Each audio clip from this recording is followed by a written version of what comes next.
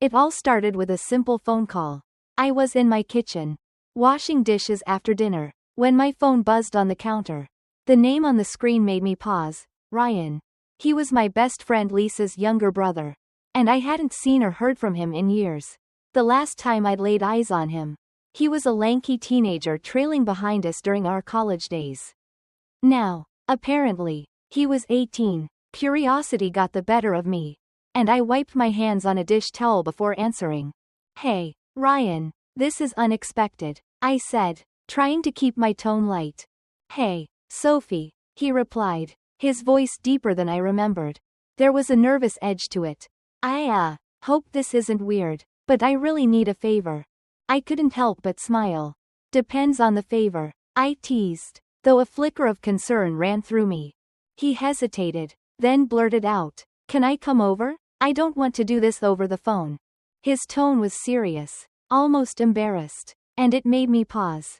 I glanced at the clock. It was only 7:30 p.m. with a quiet sigh. I nodded, even though he couldn't see me. All right, come on over. As soon as I set my phone down, my mind started racing. Ryan had always been Lisa's kid brother to me, the one who hung around the house, eavesdropping on our conversations, trying too hard to be cool. But now, I realized, he wasn't a kid anymore. By the time the doorbell rang, I was oddly nervous, shaking off the feeling. I smoothed my sweater and opened the door. There he stood, tall and lean, his broad shoulders filling the doorway. His dark hair was slightly tousled, and his jaw was sharper than I remembered. But it was his eyes, warm, uncertain, searching, that made me pause. Hey, I said, stepping aside to let him in. Hey, he echoed, walking past me. He smelled faintly of cologne and something else, something familiar and undeniably grown up. Want something to drink? I asked, trying to ignore the strange tension in the air. No, I'm good, he said, running a hand through his hair. Thanks for letting me come over. I leaned against the counter, folding my arms. So, what's this about? He exhaled slowly, his fingers tapping against his jeans. I need your help with something. It's kind of awkward. I raised a brow, waiting. Ryan hesitated, his eyes flicking up to mine, filled with both determination and hesitation. I've never been with anyone before, he admitted, his voice steady but soft. And I don't want my first time to be some random, meaningless thing. The words hung in the air like a static charge. And for a moment, I couldn't breathe. My heart stumbled over itself. And I stared at him, trying to process what he'd just said. Ryan, I began, my voice careful. That's a big thing to ask. I know, he said quickly, his ears turning red. But I trust you. You're the only person I could ask. I blinked, still trying to wrap my head around the situation. He wasn't joking. There was no laughter in his eyes, no smug arrogance, just raw sincerity, an earnestness that caught me off guard. And that's when I realized, this wasn't just a favor. It was a moment that would change everything. The moment Ryan stepped into my living room, the atmosphere shifted. He sat on the edge of the couch, his hands clasped tightly together, his shoulders tense. I took a seat across from him, trying to keep my expression neutral. But my mind was racing. The silence between us was heavy, filled with unspoken words and a strange kind of electricity. So, I began, my voice steady despite the knot in my stomach. What's this about? He looked up, his dark eyes meeting mine. And for a second, I saw the boy I used to know, the one who would trail behind Lisa and me, trying to be part of the conversation. But then he straightened, and I saw the man he'd become. I've never been with anyone, he said, his voice low but clear. And I don't want my first time to be something I'll regret. The words hung in the air, and I felt my breath catch. My heart pounded in my chest, and I struggled to find the right response. Ryan, that's a lot to ask. I know, he said quickly, his voice tinged with desperation. But I trust you, Sophie. You've always been kind to me, even when I was just Lisa's annoying little brother. You're the only person I could think of. I leaned back in my chair, trying to process what he was saying. Part of me wanted to laugh it off, to tell him he was being ridiculous. But the look in his eyes, earnest, vulnerable, stopped me. Why me? I asked, my voice softer now. He hesitated, then said, because you're not just anyone. You're someone I respect. Someone I've always looked up to. I don't want this to be some random hookup. I want it to mean something. His words hit me like a punch to the gut. I could feel the weight of his sincerity. The depth of his trust. And yet, I couldn't shake the feeling that this was wrong. That I was too old. That he was too young. That this was crossing a line I couldn't uncross. Ryan, I said carefully, this is a big decision. It's not something to take lightly. I'm not. He said firmly, I've thought about this. I'm not asking for a relationship or anything like that. I want my first time to be with someone I trust. Someone who'll make it special. I stared at him, my mind spinning. There was no denying the intensity of his gaze. The sincerity in his voice. And yet, I couldn't shake the feeling that this was a line I shouldn't cross. But as I looked at him, really looked at him, I realized something. This wasn't just about him.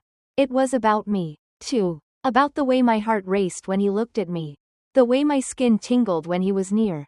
The tension in the room was palpable. And I knew, deep down, that whatever decision I made, it would change everything.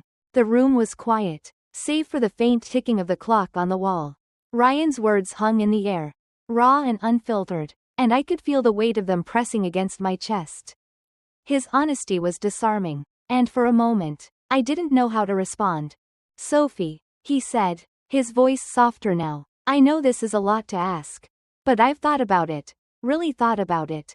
And I trust you, more than anyone. I looked at him, really looked at him, and I saw the sincerity in his eyes. This wasn't some impulsive request. It was something he'd considered deeply. Something he'd wrestled with. And in that moment, I realized how much courage it must have taken for him to bring this to me. Ryan, I said, my voice gentle, I need you to understand something. This isn't just about you. It's about me, too. About what this would mean for both of us. He nodded, his expression serious. I know, and I'm not asking you to do anything you're not comfortable with. I needed you to know how I feel. There was something so earnest in his words. So genuine, that it took my breath away. I'd always seen Ryan as Lisa's little brother, the kid who tagged along. The one who was always just a step behind. But sitting there, in my living room, I saw him for who he really was. A young man. Vulnerable and brave, willing to lay his heart on the line for something he believed in. I don't want to hurt you, I said finally, my voice barely above a whisper. You won't, he replied, his tone firm. This isn't about expectations or promises. It's about trust. And I trust you, Sophie, more than anyone. His words hit me like a wave. And I felt a lump rise in my throat. Trust. It was such a simple word. But it carried so much weight. And in that moment, I realized how much I trusted him. Too. Okay, I said softly, my heart pounding in my chest. Let's talk about this. But I need you to be honest with me. About what you want. What you're feeling. Can you do that? He nodded, his eyes never leaving mine. I can. And just like that, the tension in the room seemed to ease. Replaced by something deeper. Something more profound. It wasn't just about the request anymore. It was about the connection between us. The trust we'd built over the years. And as I looked at Ryan, I knew that whatever happened next, it would be because we'd chosen it together. The moment Ryan left, the room felt heavier, as if the walls themselves were closing in. I sank into the couch, my mind racing. His words played on a loop in my head, each one sharper than the last. I trust you, Sophie, more than anyone. Trust. It was such a fragile thing, wasn't it? And yet, he'd handed it to me so freely, so completely. It terrified me. I stood up, pacing the room, my thoughts a tangled mess. On one hand, there was Ryan, earnest, vulnerable, and so damn sincere. On the other, there was Lisa, my best friend, his sister, the person who'd been there for me through everything. How could I even consider this without betraying her? But was it really a betrayal? Ryan wasn't a kid anymore. He was his own person, capable of making his own decisions. And yet, the guilt gnawed at me, relentless and unyielding. I walked to the window, staring out at the quiet street below. The night was calm, the kind of calm that felt almost mocking in its serenity. Inside, I was anything but calm. What if I said yes? What would that mean for us? For Lisa? And what if I said no? Would Ryan understand? Would he resent me? I pressed my forehead against the cool glass, trying to steady my breathing. It wasn't just about Ryan or Lisa. It was about me, too. About what I wanted, what I was willing to risk. The truth was, I cared about Ryan, more than I'd ever admitted. Even to myself. But was that enough? Was it worth the potential fallout? The possibility of losing everything? I sat back down, burying my face in my hands. There were no easy answers. No clear path forward. Just a million questions, each one more daunting than the last. And in the quiet of the room, I realized something. This wasn't just Ryan's decision. It was mine, too. And whatever I chose, it would define us, not just as friends, but as people. But for now, I sat there, lost in the chaos of my own thoughts, trying to find the courage to face what came next. The morning light filtered through the blinds, casting soft streaks across the room. I sat at the kitchen table, a cup of coffee cooling in front of me. My mind was clearer now, but the weight of the decision hadn't lifted. If anything, it felt heavier. I'd spent the entire night tossing and turning, replaying every conversation, every look, every word. Ryan's honesty, his vulnerability, it had shaken me to my core. And Lisa, God, Lisa, she'd been my rock for as long as I could remember. How could I even think about crossing that line? But then again, how could I ignore what I felt? I took a sip of the now lukewarm coffee, grimacing at the bitterness. It matched the taste in my mouth, the one that had been there since Ryan left. The doorbell rang, snapping me out of my thoughts. I hesitated, then stood up and walked to the door. When I opened it, Ryan was standing there, his hands shoved into his pockets, his expression unreadable. "Hey," he said, his voice quiet but steady. "Hey," I replied, my heart pounding in my chest. He stepped inside, closing the door behind him. For a moment, we just stood there, the air between us thick with unspoken words. "I couldn't wait," he said finally, breaking the silence. "I needed to know what you're thinking." I looked at him, really looked at him. There was no hesitation in his eyes. No doubt, just honesty. And in that moment, something inside me shifted. "I'm scared," I admitted, my voice barely above a whisper. "Me too," he said, stepping closer. "But I'm more scared of losing you."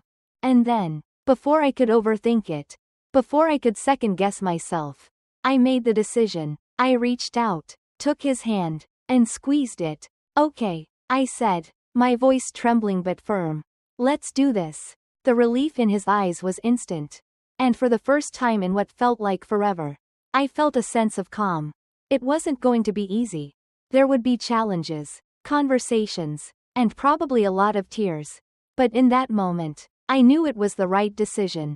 And for the first time, I allowed myself to hope. The sun rose gently, painting the sky in soft hues of pink and orange.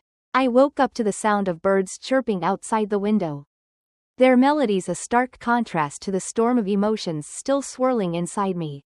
Ryan was asleep beside me, his breathing steady, his face peaceful. It felt surreal, waking up next to him, knowing what we'd decided the night before. I slipped out of bed quietly, not wanting to wake him. The house was still, the kind of quiet that feels both comforting and unnerving.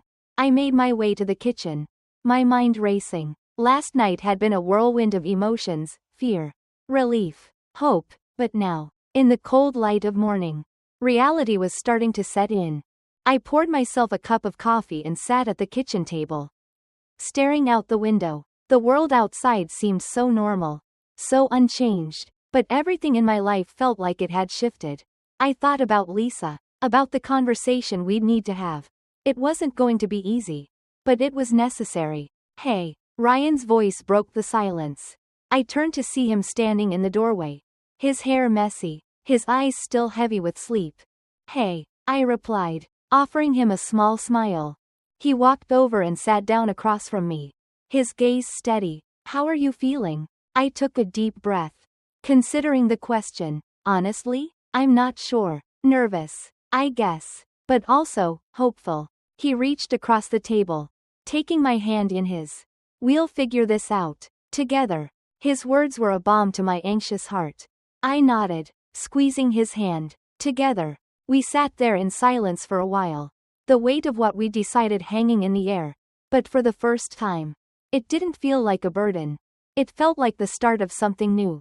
Something real. As the morning stretched on, we talked about our fears, our hopes, our plans. It wasn't easy, but it was honest. And in that honesty, I found a sense of peace I hadn't felt in a long time.